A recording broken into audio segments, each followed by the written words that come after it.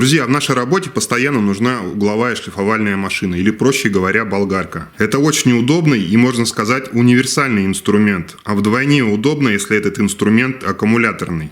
Именно такой является машина шлифовальная аккумуляторная СТАВР. Данная модель из 20-вольтовой линейки на единой аккумуляторной платформе СТАВР. Инструменты данной линейки работают от одного универсального аккумулятора, который подходит для всех инструментов серии. Кроме болгарки в серии еще 15 других инструментов. Перейдем сразу к преимуществам. 20-вольтовая литий-ионная единая платформа позволяет использовать один аккумулятор с разным электроинструментом и обеспечивает стабильную производительность на протяжении долгого времени. Бесщеточный двигатель обладает высоким КПД и крутящим моментом, низким энергопотреблением, а также повышенной надежностью и сроком службы. 125-мм диск есть предохранитель от произвольного пуска. Специальная конструкция выключателя предотвращает случайное включение электроинструмента. Трехпозиционная боковая рукоятка с креплением для ключа фланца внутри делает работу с инструментом более удобной. Металлический защитный кожух с быстрозажимным креплением предохраняет пользователя от пыли и искр. Прорезиненная рукоятка гарантирует повышенный комфорт и уменьшает утомляемость при продолжительной работе. Кнопка блокировки шпинделя дает возможность легко и быстро сменить диск. Также одно из явных преимуществ – это гарантия 3 года. Машину шлифовальную аккумуляторную СТАВР можно заказать на Озон. Кстати, дарю вам промокод СТАВР 2308 на скидку 15% на покупку данной модели. Ссылку оставлю в описании.